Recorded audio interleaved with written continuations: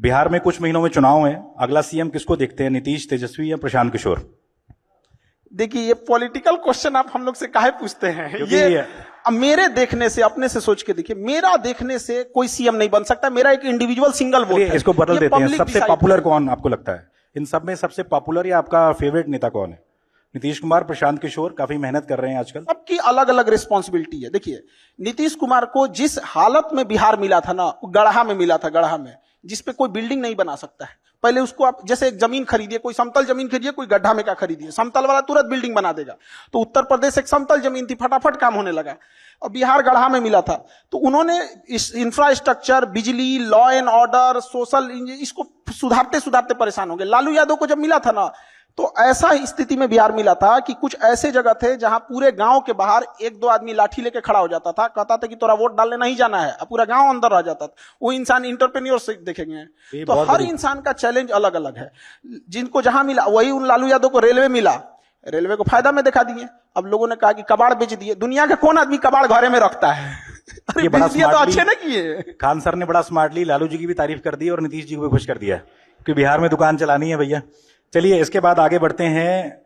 Khan sir की teaching philosophy, एक शब्द में आप जो टीचिंग कराते हैं उसको अगर क्लास में बैठ के उसको समझ में नहीं आया तो स्टूडेंट की गलती नहीं, टीचर की गलती है। बहुत बढ़िया, बहुत बढ़िया।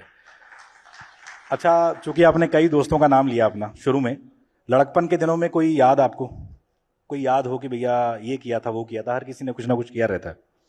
बचपन में तो हम लोग के टाइम पे मोबाइल था नहीं, तो दिन भर तो आदमी बदमाशी करता था उसमें। अब याद के डेली एक तो नया नया कहानी रहता था बचपन में, कौन ध्यान रहता है इतना? मतलब बचपन में तो हमको लगता है कि जिस आंधी में मौसम विभाग चेतावनी जारी करता था कि घर से ना निकलिए, उस आंधी में हम लोग टिकोरा बीनने जाते थे। आम का जो छोटा वाला आम होता है ना, उसको टिकोरा बोला जाता है हमारे यहाँ, तो उसमें हम लोग तो बचपन में तो आदमी बदमाशी करते रहता था। अच्छा, आप टीचर ना होते तो क्या होते? हमको तो फौज में जाना था। टीचर ना होते तो हमको एक किसानों के लिए, और हम भी अभी बताते हैं, बहुत दिन टीचिंग नहीं करेंगे, हमको किसानों के लिए वर्क करना है। किसानों की 3-4 महत्वपूर्ण समस्या है। उसकी एक, फसल का उत्पादन कम है। दूसरा क्या है, उसका फसल अगर उत्पादन हो गया तो कीड़ा खा जाते हैं सब। और उस तीसरा क्या है कि अगर नहीं खाया तो बेचने जाएगा तो उसके फसल की सेल्फ लाइफ कम होती है, तो कोल्ड चेन नेटवर्क नहीं है। उसको अगर शाम में अपनी सब्जी बेचने गया है तो शाम 4 बजे तक ही उसको अच्छा भाव मिलेगा। बाकी समाज गिद्ध की तरह लोग देखते होंगे कि शाम होगा तो बेच के जाएगा, क्योंकि उसके यहाँ कोल्ड स्टोरेज का चेन नहीं है। आप 3 सिस्टम देखिए। किसान को आप 5 किलो का जो अनाज का है, ये देखिए, ये एक अच्छी योजना है और समाज का एक बड़ा हिस्सा उससे प्रभावित हो रहा है, उसका वो एहसानमंद है। लेकिन हमें एक ये भी सोचना पड़ेगा कि हम अभी भी कहां पर हैं। तो उनका योजना में हम संदेह नहीं कर रहे हैं, बहुत अच्छी योजना है। लेकिन ये जो 3 चीज है किसानों के लिए, एक किसान को बताइए, अगर मेहनत से उत्पादन किया, हमारे यहाँ समस्तीपुर एक जगह है, वहां गोभी उत्पादन हुआ, 1 रुपया किलो बिका गोभी, 1 रुपया, जबकि दुबई में बिक रहा था 250। बताइए, एक किसान दुबई भेजेगा कि जो सिस्टम बैठा हुआ है वो भेजेगा? तो क्या मतलब बनता है? वो ट्रैक्टर चला दिया, 1 रुपया किलो गोभी। अभी बहुत सारे लोग पूछेंगे, क्योंकि आप लोग दिल्ली में बैठे हैं, आप लोग को आइडिया नहीं लगेगा 1 रुपया किलो भी गोभी हो सकता है क्या? वहां ट्रैक्टर चला दिया समस्तीपुर में। तो बहुत समस्या है। आप कभी उसके ऊपर देख के देखिए, इस देश में सबसे ज्यादा अगर किसी के पास कलेजा और बहादुर है सब ना, तो इस देश के किसान हैं सब। यहाँ हम लोग का ना, एक मोबाइल छूट जाएगा ना तो अरे धक धक होने लगा, कहाँ मोबाइल हुआ छूट गया। वो 6 महीने तक अपनी फसल पूरे खेत में छोड़ के आता है, कभी आग लग जाता है, कभी कुछ हो जाता है, कभी कुछ हो जाता है, कोई उसको पूछने वाला नहीं होता। तो जब तक इस देश में किसान और महिलाओं का उत्थान नहीं करेंगे, कहां से आगे बढ़ेगा? आपने मोबाइल की बात की, देश के करोड़ों युवा जो रील पर सारा दिन फील करते रहते हैं, उनको क्या मैसेज देंगे? कितना टाइम वेस्ट कर रहे हैं अपना वो लोग? रील देखने से अच्छा है अपनी काम की चीजें देखिए। अगर आपको 2 घंटा मोबाइल चलाना है तो 2 घंटा की जगह 3 घंटा चलाओ, लेकिन आप स्पेसिफिक देखो। अगर आपको कोई मूवी देखनी है तो मूवी देखो। ये रील का मतलब क्या हो गया? अजनबी से मिलते जा रहे हैं, उसको खुद नहीं पता है कि इसके नीचे क्या करके स्क्रॉल करके आएगा, तो वो उससे कोई उसका याद नहीं होगा। जितनी छोटी छोटी चीजों को हम देखेंगे, हमारी मेमोरी कमजोर होते जाएगी। तो ये इसके मेमोरी पे, चीजों पे बहुत ज्यादा हो रहा है, क्योंकि रील देखने के बाद ना हम उसे रिकॉल नहीं कर पाते। मेमोरी तेज कैसे होता है? जब हम किसी चीजों को बार बार रिकॉल करते हैं। तो अगर उस रील के जगह मूवी भी देख लेगा ना, तो उसको रिकॉल आएगा, कोई डायलॉग याद आएगा, कोई इमोशनल सीन, कोई गाना, कुछ ना कुछ याद आएगा। रील में उसको कुछ नहीं याद आता है। आप ऐसे समझिए कि हमारा दिमाग कितना शॉर्ट कर दिया है ये सोशल मीडिया ने, कि 20 सेकंड के रील पे भी ना ऊपर लिखा होता है वेट फॉर इंड।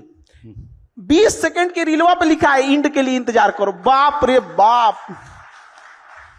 अच्छा, काफी लोगों का सवाल था कि हजारों स्टूडेंट्स आपसे करंट अफेयर पढ़ते हैं, खान सर अपडेट होने के लिए क्या क्या पढ़ते हैं? वो कोई एक सोर्स से हम लोग नहीं पढ़ सकते हैं, कहीं कहीं जहां जहां से मिल जाता है आदमी वहां से उठा के पढ़ लिया। जैसे अमेरिका के बारे में पढ़ना है तो हम इंडियन न्यूज को पढ़ेंगे तो वो इंडियन एस्पेक्ट्स में दिखाएगा, बट वही अगर हम गार्जियन न्यूयॉर्क टाइम्स देख लेंगे तो वहां के हिसाब से दिखाएगा। और धीरे धीरे चीजें आदत हो जाती है। न्यूज में होता क्या चीज है, मतलब एक मेन चीज होती है, उसको घुमा फिरा के होते रहता है। अच्छा, कोई एक चीज जो आपको लगता है आज के स्टूडेंट्स को पता होनी ही चाहिए, कोई एक चीज? बहुत चीज पता होना चाहिए, एक चीज से क्या चीज हो जाएगा उसका, लेकिन हाँ एक चीज मतलब हम ये जरूर कहेंगे कि जो स्टूडेंट के अंदर ये चीज होती है ना कि हम इसको बाद में पढ़ लेंगे, बाद में रिवीजन कर लेंगे, हम अच्छे से इसे फेयर कर लेंगे, टाइम टेबल बना देंगे, इस सबको बहुत दिक्कत होने वाला आगे जाके। अभी नहीं तो कभी नहीं, जो आज करेगा वही कर सकता है। और बहुत परफेक्ट के चक्कर में नहीं पढ़िएगा। स्टूडेंट सबको देखते हैं एक बार फेयर करेंगे, एक बार रफ, कुछ नहीं, मिला पढ़ना चालू करो, चाहे जैसे भी। टेबल सजाएगा, पानी बोतल रखेगा, फिर उसको पानी पिएगा, नमकीन खाएगा, पढ़ने से पहले फिर वॉशरूम जाएगा, फिर पानी पिएगा, पगला गया, बैठ जहां पढ़ना है पढ़ वहीं पे। अच्छा, कोई आप स्टूडेंट्स की बात कर रहे हैं, सबसे अतरंगी सवाल जो किसी स्टूडेंट ने आज तक आपसे पूछा हो, कुछ याद हो आपको कोई किस्सा, किसी स्टूडेंट का सवाल? डेली 2-4 ठो अतरंगी आते ही रहता है सब यहाँ पे। हाल फिलहाल का बताइए। एक बार हम ज्योग्राफी पढ़ा रहे थे, नर्मदा नदी, गंगा नदी, तो एक स्टूडेंट आया, कहा कि सर ये नर्मदा नदी 2 नदी है क्या? हम कहे नहीं तो। कहते सर नाम देखिए ना, नर और मादा। हम कह रहे भाई साहब तू पागल कर देगा हम लोग को। अभी 1-2 दिन पहले तो हमेशा कुछ ना कुछ इस टाइप का आते रहेंगे। अच्छा, खान सर सबको डर लगता है, आपका सबसे बड़ा डर क्या है? किसी चीज से डर लगता है खान सर को? अलग अलग फील्ड में डर होता है, जैसे एक कोई चीज का डर नहीं ना होता। जैसे मान के चलिए एजुकेशन में एक चीज का ये लगता है कि जिस हिसाब से धांधली हो रही है, सीटों का कहां से कहां सीट कौन किसको बेच दिया जाएगा, तो डर इस बात का लगता है कि उन बच्चों का क्या होगा। हम तो यहां लड़ते रह गए कि भाई वो होगा, अब यहाँ पे जिसको कंट्रोल करना है वो कंट्रोल ही नहीं कर रहा है। हम तो इसी भरोसे बैठे हैं कि बीपीएससी हो जाए, यूपीएससी हो जाए, एसएससी हो, रेलवे हो, एनटीए हो, ये सीटों को रिजर्व रखे, मजबूती से रखे, और हम बच्चों को पढ़ाएंगे और ये लोग करेंगे। अब पता चला हम यहाँ बच्चों को पढ़ाते हैं, इधर धांधी हो जाते, मैं किसके लिए सजू, मेरा पिया आनहर है। अच्छा, 10 साल बाद खान सर, तालियां बज रही हैं अभी। अच्छा, 10 साल बाद खान सर खुद को कहां देखते हैं? क्या क्या सपना है आपका जो आप सच करना चाहते हैं?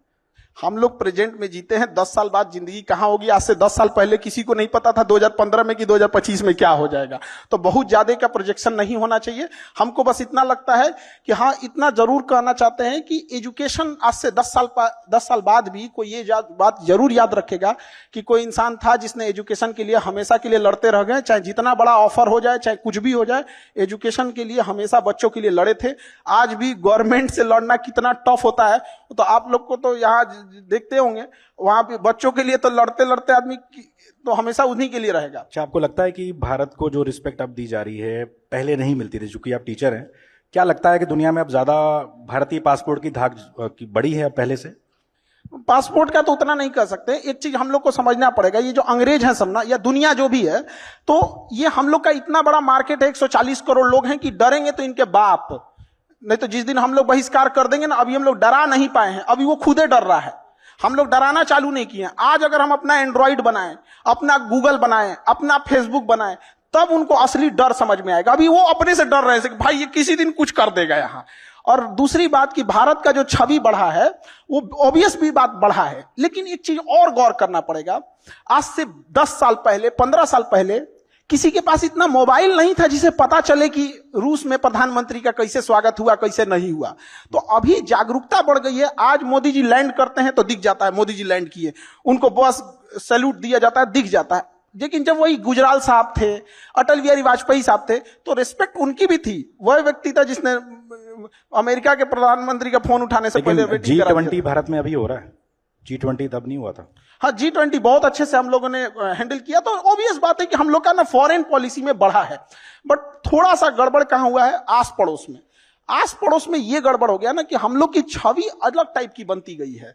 थोड़ा जैसे बांग्लादेश, श्रीलंका, मालदीव, नेपाल, इलायची दाना बराबर देश हम लोग को, मतलब वो श्रीलंका, वो जिसके पास वो अपना जहाज नहीं था, वो मालदीव के पास अपना जहाज नहीं था, उसके प्रधानमंत्री को आने के बाद वो धमकी दे रहा है हम लोग को।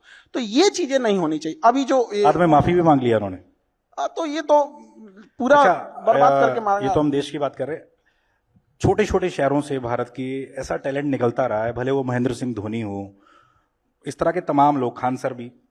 तो आपको क्या लगता है जो छोटे छोटे शहरों में ऐसा रॉ टैलेंट हमारा बैठा हुआ है, उसको क्या मोटिवेशन देंगे, क्या बताना चाहेंगे कि भैया लगे रहो, कामयाबी मिलेगी?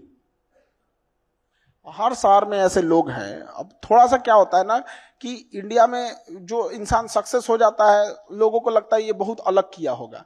एक आध नंबर से या थोड़े मोड़े चीजों से अगर चूक जाता है तो लोग इंडिया में ना उसको थोड़ा भी रिस्पेक्ट नहीं देते हैं। ये बहुत खराब लगता है। कोई कामयाब है तो इसका मतलब ये नहीं कि जो आपसे पीछे है वो आपके लायक नहीं है या आपसे कम जानता है। कभी कभी होता है कि मतलब उसके पीछे वाला बेटर उनसे ज्यादा बेटर जान रहा होता है। एक समय आएगा जब उसको भी लोग जानेंगे। तो थोड़ा बहुत वही कहते हैं कि लगे रहना चाहिए। कामयाबी एक दिन में नहीं मिलती है, लेकिन एक दिन तो जरूर मिलती है। चलिए, बिहार में चुनाव है और लोगों को जैसे पता लगा कि आपसे हम मिलने वाले, तो उन्होंने पूछा जरूर था हमसे कि आपको क्या लगता है प्रशांत किशोर जिस तरीके से गांव गांव जाकर मेहनत कर रहे हैं, मेहनत रंग लाएगी? भले सरकार ना बना पाए, आपको क्या लगता है कैसा काम कर रहे हैं प्रशांत किशोर? लोगों को जागरूक करना ये बहुत अच्छी चीज है। और एक व्यक्ति ने इतना हिम्मत दिखाया जो गांव गांव जाके पैदल चल रहा है। हम तो कहते हैं जागरूक ना करके कोई पैदलों चल के देखे कितना टफ होता है, गर्मी बरसात ठंडा। और क्या सिखा रहे हैं वो, लोगों को क्या कह रहे हैं, शिक्षा पे ध्यान दो, स्किल्ड पे ध्यान दो, यही सब चीज। ऐसा थोड़ी कर रहे हैं कि मतलब कोई गलत चीज सिखा रहे हैं। तो लोगों को जागरूक कर रहे हैं, बहुत अच्छा काम कर रहे हैं। उनको नतीजों में भी देखने को मिलेगा, उनको जरूर। अच्छा, कल को कहेंगे भैया खान सर जुड़ जाओ हमारे साथ? आप लोग हमको ना, पता नहीं, हमको कभी कभी लगता है कि हम पढ़ा रहे हैं तो आप लोग हमको ये नहीं कहते हैं कि पढ़ाइए, बार बार हमको उधरे क्यों खींच के लेके जाते कि आप कह रहे हो बहुत अच्छा काम कर रहे हैं। चलिए, इन्होंने नीतीश तो मतलब हम क्या कहते, खराब काम कर रहे हैं। इन्होंने नीतीश जी की तारीफ कर दी, लालू की तारीफ कर दी, प्रशांत किशोर की तारीफ कर दी। बिहार में चुनाव है,